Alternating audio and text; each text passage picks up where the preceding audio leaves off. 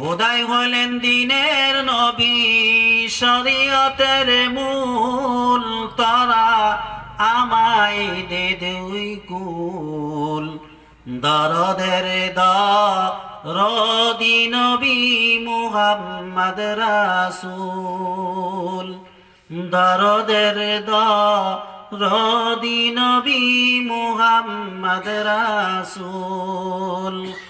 উদয় হইলেন দিনের নবী, শরীয়তের মূল, তারা আমায় দে দুই কুল। দরদের দরদি নবী মুহাম্মদ রাসূল।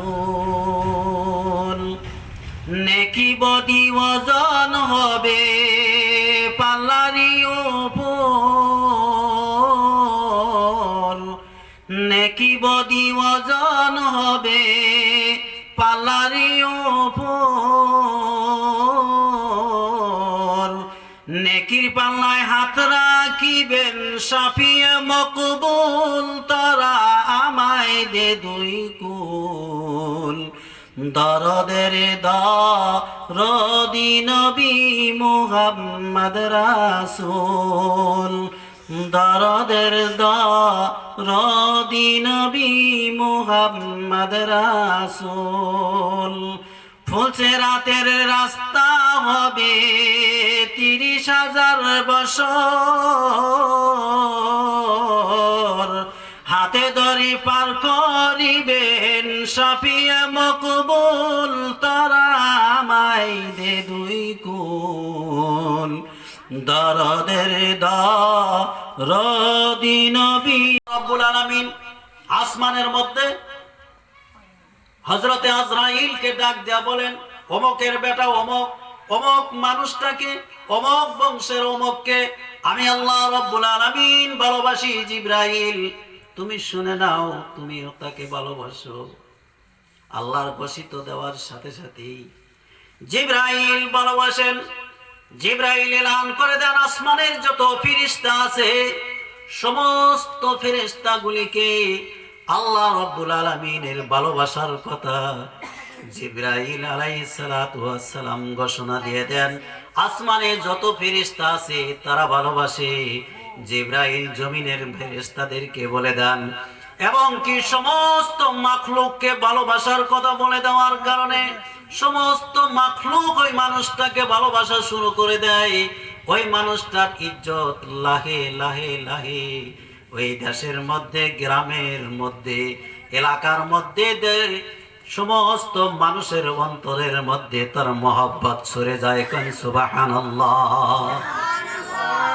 আমার বন্ধুগণ, আল্লাহর রাসূল সাল্লাল্লাহু আলাইহি সাল্লামের একজন সাহাবী হযরত বিলাল হাবশী, তার দেখাটা, চেহারাটা, তার শক্ল সুরত, তার শরীরের চেহারা দেখে কোনো মানুষ তাকে ভালোবাসতো না, কোনো মানুষ তাকে আদর করতো না। কিন্তু হযরতে বিলাল এমন আমল করলেন, আল্লাহকে এমন ভাবে খুশি করলেন, আল্লাহকে এমন ভাবে রাজি করলেন, রাসূলকে এমন ভাবে খুশি করলেন, যে মসজিদের ইমাম ছিলেন রাসূল, সেই মসজিদের খাদিম মুয়াজ্জিন বানায়া দিলেন আল্লাহ রাব্বুল আলামিন এই বিলাল হাবশীকে। বিলাল হাবশী একদিন, বিলাল হাবশীর যখন ইসলাম গ্রহণ করেছেন, ইসলাম গ্রহণ করার অপরাধে তার জিহ্বার মধ্যে যখন আগুনের হারাস দিয়ে, রড দিয়ে যখন জিহ্বাটাকে টেরা করে দেওয়া হলো, হযরতে বিলাল রাসূলুল্লাহ আশহাদু আন্না মুহাম্মাদুর রাসূলুল্লাহ সুন্দরভাবে শিন উচ্চারণ করতে পারে না।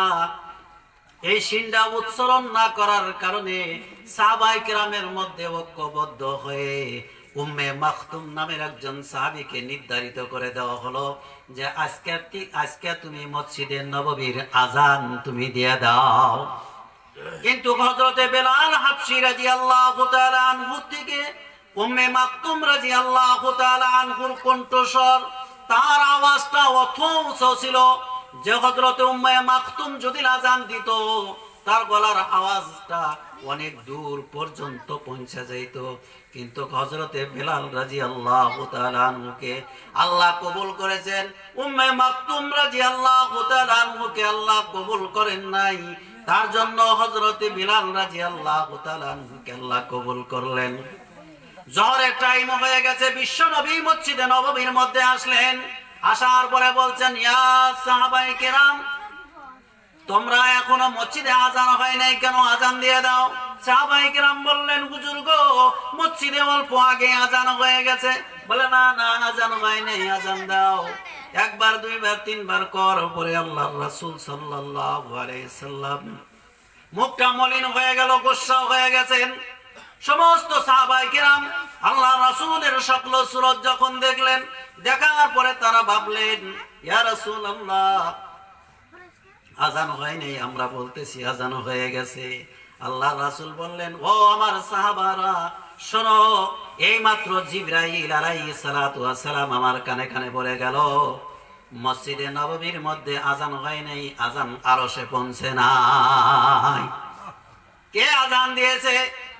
ওই টাইমের মধ্যে উম্মে মাকতুম রাদিয়াল্লাহু তাআলা আনহুকে বিশ্ব নবীর নিকটে হাজির করা হলো।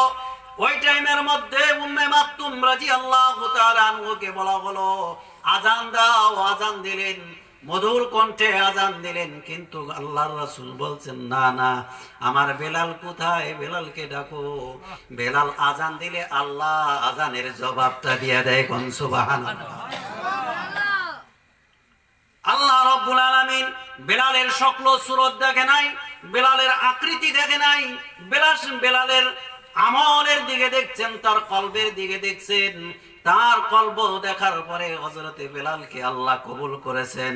এই জন্যই আল্লাহর রাসূল সাল্লাল্লাহু আলাইহি ওয়াসাল্লাম যখন মেরাজে গেলেন, মেরাজে যাওয়ার পরে যখন জান্নাত এবং জাহান্নাম আল্লাহ দেখাইলেন, জান্নাতের মধ্যে যখন আল্লাহর রাসূলকে ছেড়ে দিয়েছেন, আল্লাহর রাসূল জান্নাতের মধ্যে যখন হাঁটে, আগে আগে দেখা যায় মসজিদে নববীর মধ্যে, অর্থাৎ এই জমিনের মধ্যে বেলাল খরম পায়ে দিয়া যেভাবে হাঁটে তার আওয়াজটা হয়, জান্নাতের মধ্যে আল্লাহর রাসূলের আগে আগে হযরতে বেলালের মতন আওয়াজ পাওয়া যায়। আল্লাহ রাসূল বললেন, হে জিবরাইল, মা হাযা, ওই ব্যক্তিকে কার আওয়াজ শোনা যায়? কিসের আওয়াজ শোনা যায়? বলছেন, হাযা উম্মতি, এই আপনার উম্মতের একজন মানুষ। হাযা রাজুলুন, আপনার এই একজন মানুষ, যে মানুষটা আপনার উম্মত, যে মানুষটা আপনার উম্মত, আপনার অনুসরণ করেনওয়ালা, ওই মানুষটার আওয়াজ শোনা যায়। আল্লাহর রাসূল বললেন, মা ইসমুকা, তার নাম কি ছিল? আল্লাহর রাসূলকে জিবরাইল বলে দিলেন, হাযা বেলালুনা ইসমুহু বেলাল, তার নাম হলো হযরতে বেলাল। আল্লাহ রাসূল কোনো কথা আর বলেন নাই। জমিনের মধ্যে যখন আসলেন, আসার পরে মসজিদে নববীর সম্মুখে বেলালকে পেয়ে আল্লাহ রাসূল বুকের মধ্যে জড়াইয়া ধরে বলছেন, বেলাল, তুমি এই জমিনের মধ্যে তোমার পা রাখো। আমি নিজে সচক্ষে আমার কান দিয়ে দর্শন করে, চোখে দর্শন করে আসলাম, আমার কানে শ্রবণ করে আসলাম। বেলাল রে, তুমি কি আমল করো? তোমার পা জমিনের, মদিনার জমিনের মধ্যে পড়ে, আর আমি দেখে আসলাম তোমার সেই পাওটা আল্লাহর জান্নাতের মধ্যে দেখতেছি। কিসের জন্য হলো? কিসের জন্য হলো? এটা হওয়ার কারণ হলো আল্লাহ এবং রাসূলের ভালোবাসা অন্তরের মধ্যে থাকার কারণে হলো। কোন সুবহানাল্লাহ। আজকে আমাদের অশান্তি বিরাজ করছে, বাড়িতে স্বামী স্ত্রী মিল নাই, ছেলে মেয়ে মিল নাই, ভাই ভাইয়ের সাথে মিল নাই, বোনের সাথে ভাইয়ের মিল নাই, ভাইয়ের সাথে বোনের মিল নাই, গ্রামের পড়শির সাথে কারো পড়শির সাথে মিল নাই। বলে কিয়ামতের দিন আপনার এই দুইটা হাত, আপনি যে আমার স্বামী, এই দুইটা হাত জানো কিয়ামতের দিন আমার পক্ষ হ্যাঁ সাক্ষী দেয়। কোন সুবহানাল্লাহ। এই জন্যই হাতের মধ্যে, হাতের কয়েক গুনে গুনে আমি তসবিহ পড়তাছি, তসবিহ ফাতেমা আমি পড়তাছি, সুবহানাল্লাহ সুবহানাল্লাহ সুবহানাল্লাহ। আপনার হাতের কয়েক গুণার মধ্যে আমি গুনা গুনা গুনা গুনা পড়তাছি। এই জন্যই পড়তেছি যে কিয়ামতের দিন আমার বিনা কেউ থাকবে না। ওই দিন যদি আপনার দুইটা হাত আমার নিকটে আসে, সেদিন তো আপনিও আমার কাছে থাকবেন।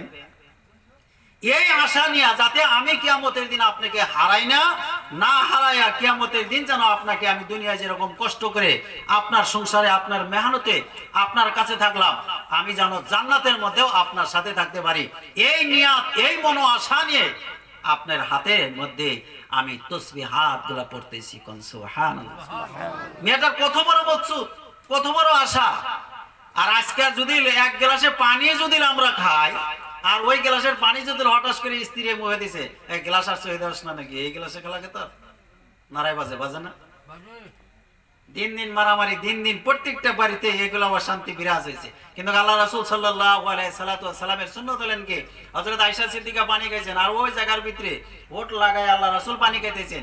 আর এই পানি খাওয়া দেখিয়া আল্লাহ রাসূল সাল্লাল্লাহু আলাইহি সাল্লামের স্ত্রী হযরত আয়েশা সিদ্দিকা রাদিয়াল্লাহু তাআলা আনহা বলছেন কি, হুজুর আপনি আমার এই আইটা জায়গায় লাগাইলেন, বলে তোমার সাথে আমার মহব্বত বাড়বো। কোন সুবহানাল্লাহ। আজকে আমরা বিবিদের সাথে মহব্বত নাই, ছেলে মেয়েদের সাথে মহব্বত নাই। এক একটা ছেলের যে কাটিং, মাথার চুল কাটার, কোন বাবা এই ছেলের জন্য আমরা আল্লাহর কাছে দোয়া করছি, কোন বাবা একটা রোজা রাখছি, কোন বাবা 2 রাকাত নফল নামাজ পড়ে আল্লাহর কাছে কান্দিছি, আল্লাহ আমার বেটাকে জ্ঞান দাও, বুদ্ধি দাও, মাথার চুল জানে খ্রিস্টানের চুলের সাথে তাল্লুক না হয়, মিল না হয়, এই আশা নিয়ে কবে আমরা কান্দিছি গো।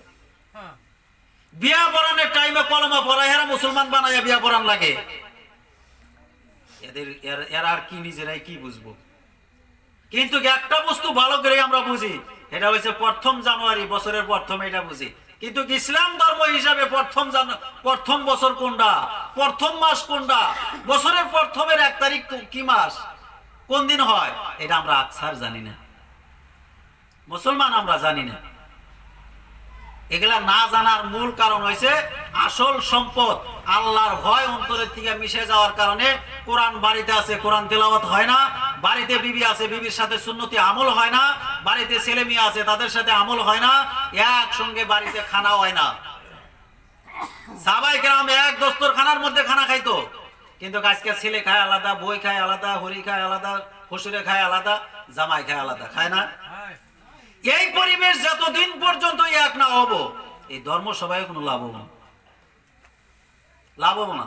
আর ধর্মসভা, এই ধর্মসভা যদি আসরের থেকে শুরু না হয়, আসরের থেকে শুরু হবো, এশার নামাজ এসে আজানের টাইম হবো, এশার নামাজের টাইমে জলসা শেষ হবো, এই জায়গার ভিতরে এশার নামাজ পড়ে যার যার মতো বাড়িতে যদি আমরা যা পারি, তাহলে সমাজ পরিবর্তন হবো, আমাদের মধ্যে নামাজি হবো, আমাদের মধ্যে সব কিছু ভালো হবো। যতদিন পর্যন্ত 10টা 12টা 1টা 2টা পর্যন্ত সভা হবো, আর রাতে বেহান রাতে আমরা ফোপায় গম পারবো, একদুল্লা বক্তারও কাম হবো না, শ্রোতারও কাম হবো না, সমাজেরও কোনো উন্নতি হবো না। 8টা বাজে গেছে গাই, এখন 10টা বাজে যায়, 9টা বাজে যায়, আমরা বাইতে থাকি, শুরু তো করে নাই। আরে বাবা শুরু তো করে নাই, তুমি তো আগে যাও, শুরু করো। এই যে পরিবেশ হয়েছে, বিয়া এখন বিয়া করবার জাতি হলেও দেখবেন মসজিদে বিয়া নাই, এখন বাড়িতে দেখবেন ডেকোরেশন করে কত ধরনের বেদাতি কাম শুরু করে দিয়া বিয়া, ধুমধাম, ডেক না বাজায় বিয়া হয় না। এই যে কালকে একটা দেখলাম 1000 টাকার বোম আনছে, আইনা দিয়েছে ফুরুত ধরাই, একটা মধ্যে ধরা দিয়েছে, খালি ফোরে আর এখন দিয়ে আর ভুইটাই থাকে 10টা বোম। কোন এগুলা যদি আমরা মুসলমান আতশবাজির মধ্যে যদি আমরা ব্যয় করতেছি, আমরা তো শয়তানও না, শয়তানের থেকে বড়টা।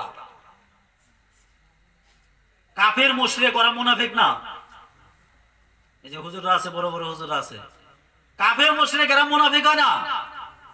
মুনাফিক যারা আল্লাহর উপরে ঈমান আনে, রাসূলের প্রতি ঈমান আনে, ইসলাম ধর্ম নিয়ে চলে, এরা ভাই মুনাফিক। আর মুনাফিকের সিফত 3টা আল্লাহ রাসূল বলেই গেছেন। এক হাদিসে আছে 4টা, আর এক হাদিসের মধ্যে আছে 3টা।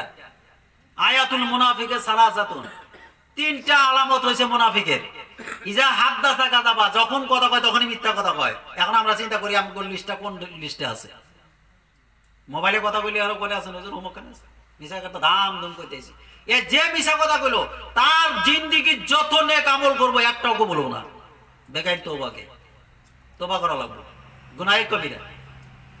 এক তো নাম্বার মুনাফিকের মধ্যে পড়ে রইলাম, আর একটা হলো গুনাহ কবিরা করলাম, আমার মাপ নাই, তওবা করা লাগবে। আর একটা হলো আমানত খালি আমরা একটা ভাষায় বুঝি যে আমার কাছে কিছু টাকা রাখছে এটাই আমানত না। আপনি পাওয়ারে আছেন, ক্ষমতায় আছেন, আপনার ক্ষমতা আপনার কলমের ধাক্কায় জানে কারো জীবন নষ্ট না হয়, কারো যেন ক্ষতি না হয়, কারো যাতে দুর্নীতি না হয়, কারো যেন কোন বস্তুর মধ্যে অপমানিত না হওয়া লাগে, এটাও একটা আমানত। আমরা তো শুধুমাত্র খালি কথা আর টাকা পয়সা আমানত এটাই বুঝি না। তারপরে গেছে একটা ওয়াদা খেলাপি করা। আর একটা হয়েছে আল্লাহ রাসূল চতুর্থ নম্বর যেটা মুনাফিকের আলামত বলছেন, এটা হয়েছে কথায় কথায় ব্যবন্ডক গালিগালাজ করা। এটা তো আমরা আমভাবে আছি। এই তিনটা আলামত যাদের ভিতরে আছে তারা হইল খালিস মুনাফিক। আল্লাহ পাক আমাদের সবাইকে এই সমস্ত খারাপের থেকে হেফাজত করুক, সকলে বলেন আল্লাহুম্মা আমিন। আল্লাহ পাক আমাদের সবাইকে বেশি বেশি করে আমল করার জন্য তৌফিক দান করেন।